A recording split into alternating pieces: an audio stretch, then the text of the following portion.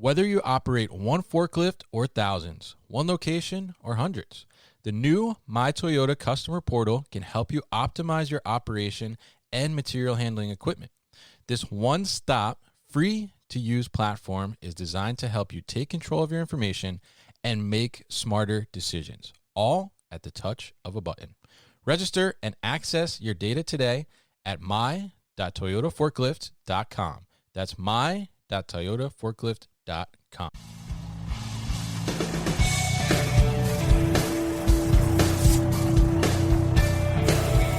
The New Warehouse Podcast, hosted by Kevin Lawton, is your source for insights and ideas from the distribution, transportation, and logistics industry.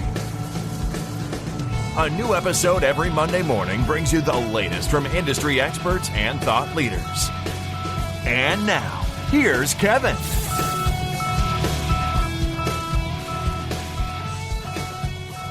Hey, it's Kevin Lawton with the New Warehouse Podcast, bringing you a new episode today. And on today's episode, I am going to be joined by Mark Harris. He is the CEO and co-founder at HeroWear. And HeroWear is focused on exosuits and helping enable workers to lift and move better and be able to do their jobs a little better and more safely as well, preventing those long-term injuries that often sometimes might just creep up on you a little bit. So we're going to talk a little bit about the exosuits, how they kind of came about, where this idea came from, how they fit into the warehousing industry. And we're also going to talk a little bit about how do you look at something like this and justify that ROI and be able to quantify and figure out how is this going to benefit you in the long term, which I think would be pretty interesting. So, Mark, welcome to the show. How are you? Yeah, I'm doing great. Good to be with you here today, Kevin. Definitely happy to have you on here. Happy to talk to you. I've tried the exosuit previously at a trade show, so it's great to bring you on the podcast now and be able to talk about it and hear the whole story behind it. So why don't you start, I guess, by telling us a little bit about your background and kind of where the idea for HeroWear came from. Yeah, absolutely. So I am a serial entrepreneur. I was originally a research scientist who determined I was more of a business guy at heart. So I switched over from actually cancer research into MBA program, and around that time started building businesses and just fell in love with entrepreneurship. I ended up actually working in the genetic testing industry and launching a company called Concert Genetics. I spent about 12 years building that business in healthcare IT. And as that really started to scale and take off, I found a great business partner, brought him in and kind of transitioned the leadership over to him so I could go and build another one. And it was around that time back in 2019 as I was looking for my next business to scale, where I came across my co-founders, Matt and Carl, who were engineers at Vanderbilt University. And they had developed the prototype of this exosuit technology and we're exploring commercial opportunities with that. And we joined forces to spin the technology out of Vanderbilt and grow the business. Very interesting. And I was curious about that actually, because I was looking at your LinkedIn and I'm like, man, from like cancer research to these exosuits, like I'm curious, like how did that happen? So very straight line, right? Yeah. I mean, yeah, total natural progression, right? So yeah, it's very interesting to hear about that. And I think it's interesting to hear too, kind of how these exosuits came about. So I'm curious, like, you mentioned your co-founders there were developing this from the engineering side. Where did they get the initial idea from or think that this is something that the market would want to see? Mm-hmm.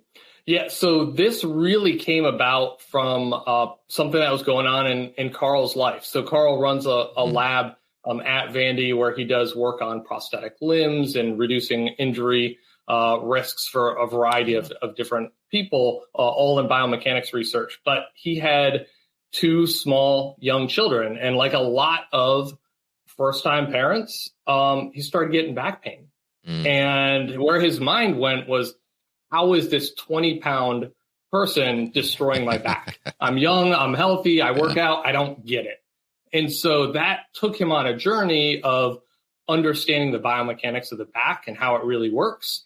And basically he came back and he challenged his lab. He said, look, design me something that is so low profile, I could wear this thing underneath my clothing and it would help offload my back and reduce my risks of injury. So that was the core concept back in 2014, 2015 that they started developing off of and doing a whole host of research. And that kind of core DNA of create something super low profile and lightweight is still with us here today. Interesting. Yeah. I mean, that is one thing I definitely noticed, that it's low profile and lightweight when I tried it out, and I've seen it in the past. But yeah, I mean, it's interesting. I mean, I have a son too, and definitely I felt the same thing. Like, you get to that age where they still want to, be lifted up and carried. I was like, no, it's too much. You're too heavy at this point. So yeah, I mean, it's very interesting that's kind of where it came from. But I'm curious now. I mean, obviously, I think there's a lot of applications for this, a lot of different industries. I mean, even in like you mentioned, carrying baby in personal life, right? But tell us a little bit about where you guys see the fit for HeroWear within the warehousing industry. Yeah, absolutely. So what we kind of brought together was that prototype and the sort of scientific and data that came out of Carl's lab, and Matt was there at the time as well, really driving the project forward. But then what I was bringing was I'd had 12 years of experience selling B2B to large enterprise healthcare clients, trying to understand their needs and bring first to market solutions to service those needs.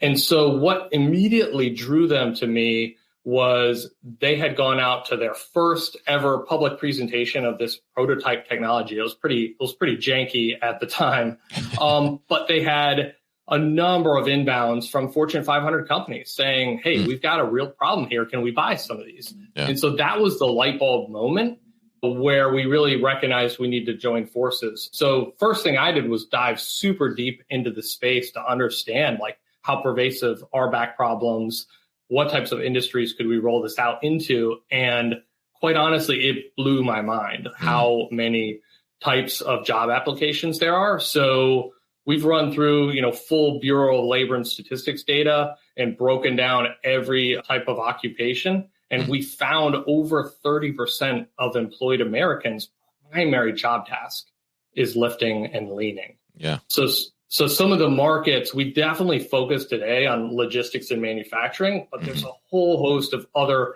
interesting applications in construction and in healthcare, defense, etc. So we can kind of dig into any of those you're interested in, but yeah.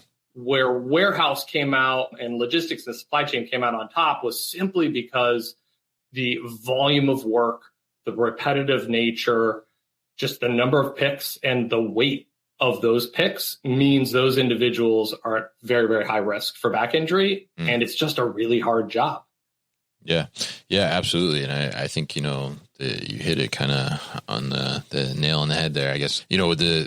The repetitiveness is probably the biggest thing, because even like, some stuff like smaller boxes and stuff like that, you may not be thinking that it's having much of an impact, but, if you're doing it over and over and over again, 100 times a day or more, it is going to have that lasting impact, especially if you're doing it with not the proper lifting techniques or, reaching in certain way. It's not the most ergonomic design and things like that. So, and a lot of times too, and I've certainly had this happen to me, working in warehouses is you look at a box and that's a lot heavier than you were expecting it to be originally, right? So you would love to have some kind of support or something there to help you quickly adjust and adapt to that. So it's very interesting, and I think it's such a great thing. But let's talk a little bit about kind of that problem that's out there. Like, how, when you guys look at this and you look at the market data and you see what's happening, how serious are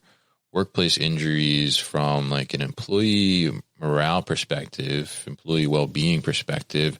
And then, how serious and impactful are they to the company's bottom line and overall operations? Mm-hmm. So the high level statistics are you're talking between $100 and $150 billion a year is spent by U.S. employers on back injuries. So that's anything from medical claims to lost days of work, etc. But we think about it beyond just injury prevention. That's kind of the core of why we got into this. Yeah. But what we found is just a top 3 problem right now in the space with the tight labor market is just a shortage of labor. So the questions our clients are grappling with is how do I recruit? How do I retain? How do I keep these folks healthy and happy and productive? And so we look at this and we see often there's a massive amount of turnover. And that first, call it 30 to 90 days when somebody goes into one of these jobs, just because it's such a hard job. And they sort of realize, man, this is going to change my life. Like I'm waking up sore every day. So there is a injury reduction piece is a key part of our value prop. And we can talk more about that. But it's also employee retention. How can I help to offload some of that weight off their backs so that they come to work more refreshed? They can spend more time doing what they love because they're not, having to collapse on the couch at the end of the day. Yeah. And then finally, if they're happier and healthier, they often move a few more boxes a day as well. So there's also a productivity piece of this. Yeah, absolutely. And I think that's such a great point about the retention aspect to it as well, because, I think it's not unknown to everybody that there's been some serious labor challenges in the past couple of years, since COVID especially. And, trying to get people in the door is a challenge in itself. And then, trying to keep them inside in the door too is another challenge all on itself. So it is very important, like you said, to be able to have those tools and things to enable them to have a better work experience, right? Because, especially now, and I've dealt with this a couple of times too. We have people come in and, they've never worked in a warehouse before, right? And it's kind of like, it's a little bit of a shock. Like you said, it's like, wow, now, I'm doing like heavy lifting, I'm doing work and I'm feeling sore at the end of the day, right? And you want to be able to try and mitigate that and minimize that as much as possible, and help those people to, have a better work experience and a better, work balance, life balance experience too as well, and not have them feeling so sore at the end of the day that they can't do anything else with their time outside of work. So, it's really important to focus on that, and I mean, it's just staggering to hear that number just focused on back injuries alone, which is, a lot could probably be preventable, by, putting in safe lifting practices or putting in exosuits or something, to be able to help mitigate that ahead of time. So, I mean, it's pretty interesting and obviously a big issue that you guys have a solution for. So why don't you tell us kind of a little bit about the solution itself? I know you're wearing one here for people that are watching on video, and tell us a little bit about kind of the product. Maybe talk us through it for our audio listeners, and show us for the video watchers, video listeners, I guess, whichever you want to call them. And tell us too, I guess, as you're doing that, maybe what's different about, because there's other exosuit solutions out there on the market. What's different about this solution versus maybe some of the others, and what are some of the key features you have? Absolutely. And as a part of this too, I'll walk through a little bit of like a primer on just back biomechanics and why this is such a pervasive problem. So sure. When an individual is, bending and lifting an object, so let's say you're lifting up whatever, a 30-pound box. The reason, when you have that 30-pound box here in front of your body, the reason you don't pitch over onto your face is your back muscles are contracting on your spine to help keep your body upright, right? But think about it like a lever, where your back muscles are much tighter up against your spine than that weight is out in front of you. So even though that's a 30-pound box, your back muscles are contracting against your spine with 5 to 10x the force of whatever that weight is. So every time you go up and you lift that box, you're getting a huge amount of the strain on the body is actually from your own muscles. And every time that happens, it's just a little bit of micro damage that occurs. And so over the course of a 10-hour shift, you're picking 150 boxes an hour. you're going to get a lot of muscle breakdown, which is why people get home exhausted, kind of collapse on the couch and wake up sore the next day. And so overnight, your body's going to start to repair some of that injury. But if that micro damage was higher than your ability to recover, it's going to degrade over time until you get to a point where you have a catastrophic back injury. Yeah. And that's true whether you've got good ergonomic lifting form or you've got terrible, stooped posture. It's going to occur slightly different rates between those, but it's still going to be a problem. And so the idea with the exosuit is, hey, can we leverage technology to just take some percent of the load off? We're never going to completely replace the muscles, but effectively think of the exosuit as a pair of artificial back muscles. So on our design, it goes on basically like a small backpack, and then it attaches to the upper thighs. There are basically 2 thigh sleeves that go on the upper thighs. And then the real functional component is along the back. There are these effectively thick rubber bands. And so when an individual with our exosuit leans forward or goes down into a squat, those bands are stretching along the back, and it is acting like a pair of artificial back muscles. So as I go down, gravity is adding energy into that system, and it's offloading me actually on the way down too. And then it stores about 90% of that energy and returns it as you come back out of the squat. So we've got a lot of workers who will say, yeah, it feels like somebody's really helping me lift that package up.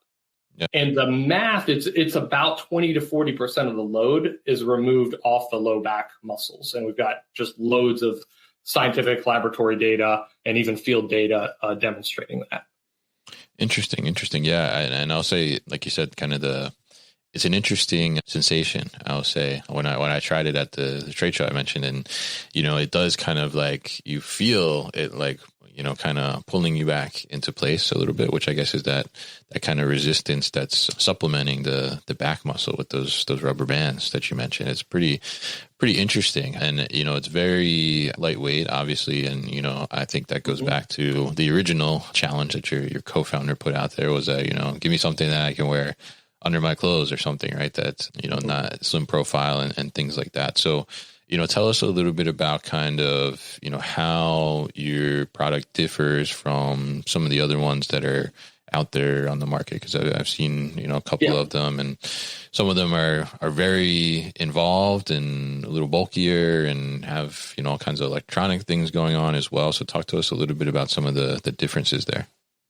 Yeah, absolutely. So exoskeleton technology has been around for decades, but what you'll see is the trend is towards lighter, more comfortable exosuits over time. Yeah. And that's really how we've differentiated ourselves. So all different types of exosuits and exoskeletons are providing a similar amount of offloading to the back.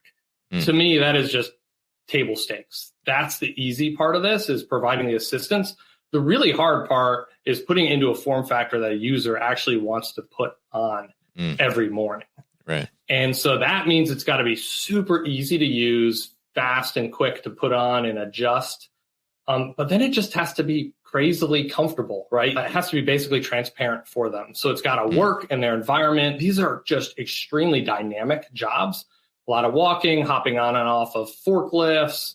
There's, bending and getting into tight spaces. And so our design approach has been first and foremost getting out of the way of that worker and creating really easy to use lightweight solutions. So the whole exosuit weighs, 2.5 pounds. So when you're wearing it, it's like you have an empty backpack on your back. And then one of our core pieces of technology is a clutching technology that allows you to turn the assistance on and off. So basically, when this is turned on, as I was demonstrating before, as I lean forward, those bands stretch, I get the assistance. But if I want to sit into a forklift, that's going to be annoying, right? It's going to be pulling me back sort of upright as I'm sitting. And so what we do is we basically have a little clutch along the back. So I just flip the switch there, and that basically releases this back part, and this acts like a giant keychain retractor, and it bypasses the band. So now I have no assistance, but I have no resistance for what I'm doing as well. So now if I need to go upstairs or hop on that forklift, hop into a truck to drive to my next delivery site, completely comfortable to do that. And then when I'm going to lift again, I just flip the switch down and now it's activated. And we can do that with no motors and no batteries. It's basically a simple mechanical switch.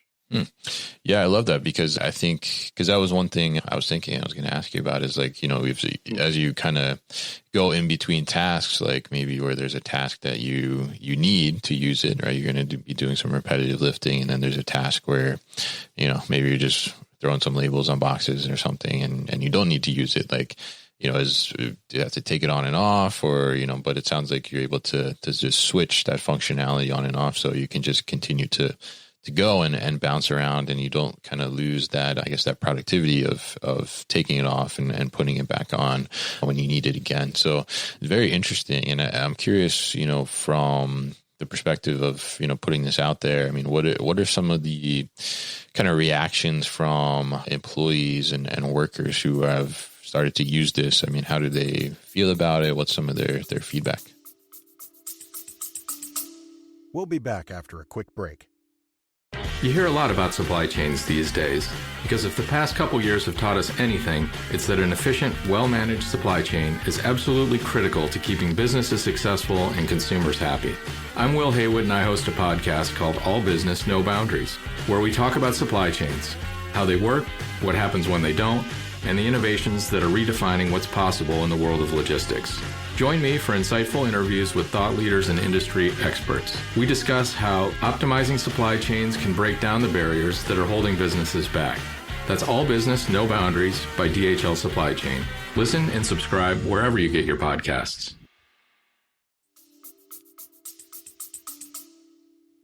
Yeah, so this is a pretty new technology. And so normally you're going into a cold room, right? And the workers generally start pretty skeptical. What you're asking me to put what on? I've never heard of this thing before.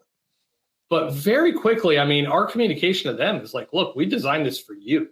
Our goal is to help you live a happier, healthier life and get home at the end of the day and not be as tired. And the key moment is when they put it on for the first time, they do that first squat.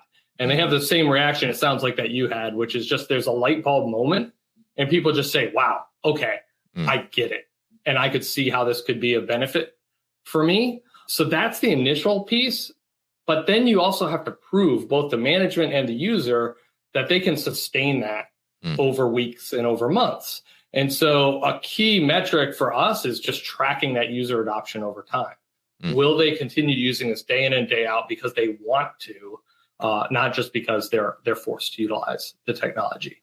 Yeah, I think that's interesting, and I imagine, because it is kind of like it is a light bulb moment. And I'd say, like, the exosuit, and not for me, like, not having used them in the past and then going to try it, I was kind of like, does this thing like really like assist? Like, what is this going to feel like? And it does. I mean, it's pretty incredible to be able to experience and see the difference. And, I was only trying it at a trade show, but I can only imagine like the difference it'll make you feel over, several shifts of utilizing it and all that repetitive movement and lifting and things like that. So it's very interesting. And I think one thing I want to touch on here is, around the idea of trying to figure out how do you calculate an ROI on something like this, right? So, if there's some warehouse managers or, directors or something listening and, they're trying to, they like the idea, which I think it's a great idea. I definitely think it is. But, how do you justify like the spend on this if you have, 50 employees or something that need to utilize it on a daily basis? Because oftentimes it's a little invisible in a sense, right? To see like what's the actual impact, because you don't necessarily feel that cost of an injury until an injury happens, in a sense, right? So how do you work with companies to try and figure that out and do some projections to try and understand the ROI this has from like a preventative aspect? Yeah, absolutely. And one thing I'll touch on just to give people a scope of terms of like prices of this technology. Sure, yeah. Our price point, if you come to like our website and you just buy one, it's $1,300 a unit. And when you buy it bulk, it usually ends up being closer to $1,050 $1,100 per unit.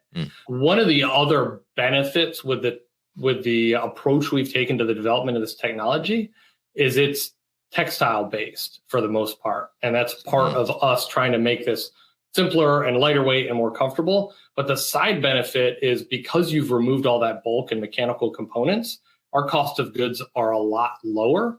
And so our price point compared to a lot of the other products on the market, you're talking 3 to 10x lower price point for the product. So it's a little bit easier for us to get over those ROI hurdles. Yeah. So when we talk to clients, though, there's 3 key metrics they need to think about. And we have a ROI calculator on our website. We do a lot of discussions with our clients, like they need to be able to enter their own data.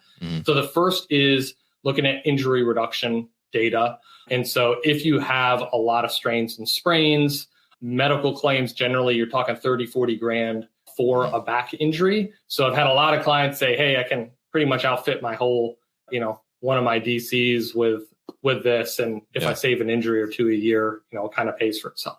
But again, to your point, it's kind of invisible in a way, and you have to track that over a long period of time to really quantify that data. The second is around employee retention, which is another thing you can monitor, but can have a lot of confounders as well.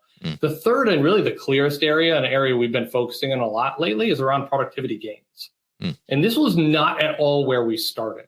We started when we launched our first generation of the product in 2020 saying, we don't want to talk about productivity at all. Like, we're talking to safety professionals. This is injury reduction. Let's focus on that. But as we followed the science, what we found was that the offloading that we were doing of the back meant that even with additional reps, you can maintain the same level of safety improvements while boosting productivity. And that also aligned with the survey data we were getting back from our users and with our clients. And so what we hear as they've utilized this for, usually it's a 6 to 8 week long, where we're doing baseline surveys and then we're capturing data every 2 weeks. We see that workers tell us that work is 30% easier in the exosuit, and they're seeing a reduction in pain and discomfort in the low back by 40%. And they also see reductions of pain in the upper back and the knees and the hips as well. So it is working. And then more recently, we've been doing some productivity studies, and we're seeing that the workers still report those benefits, but they're actually picking more.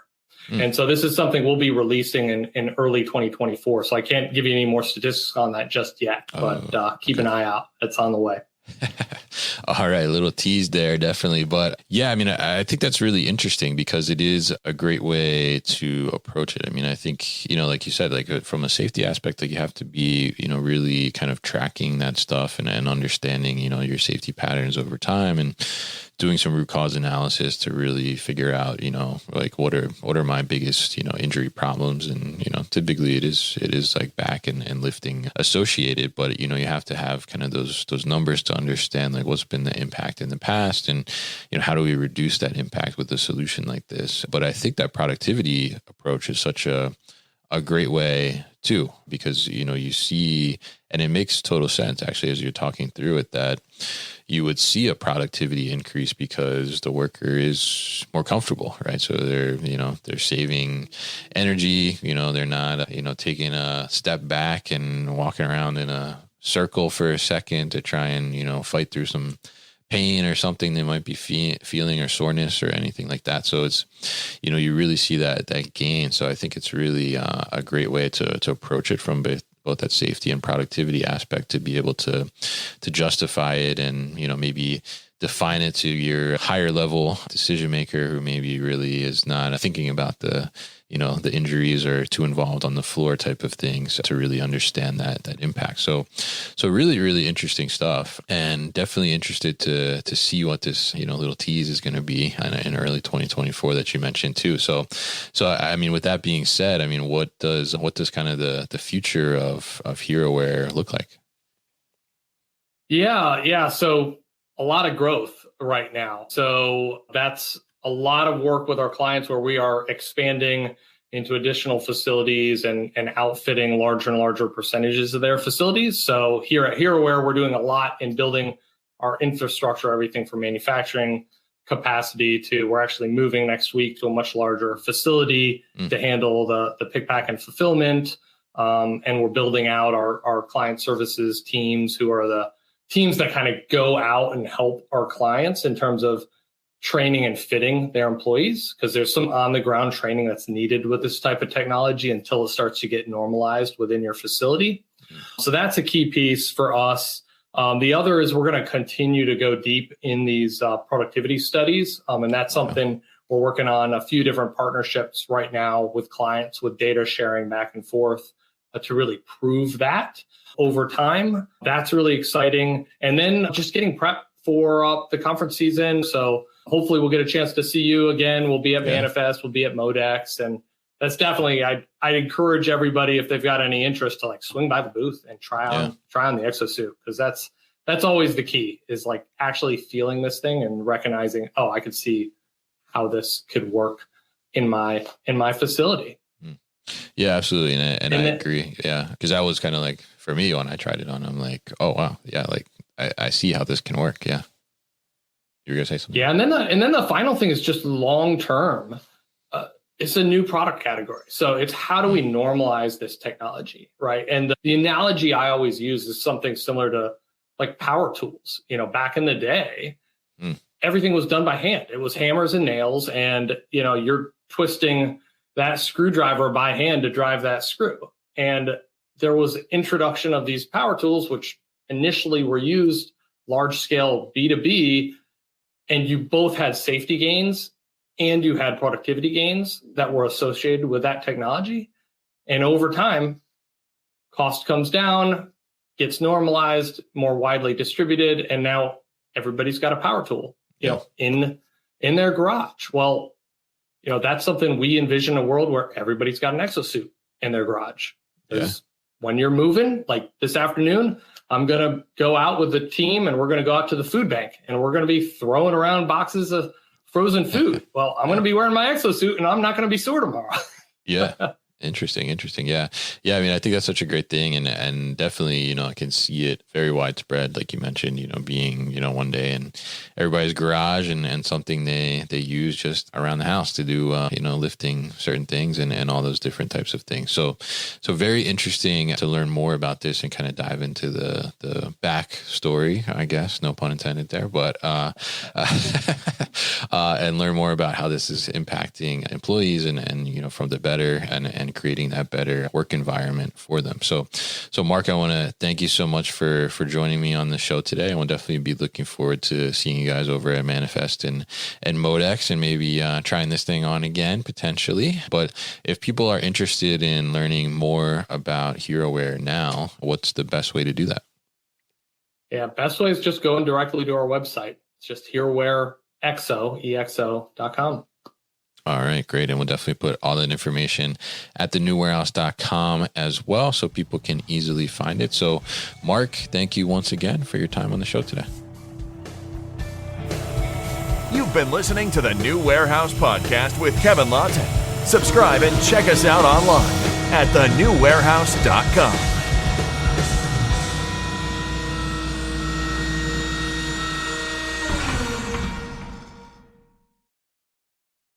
Thank you for listening to this episode.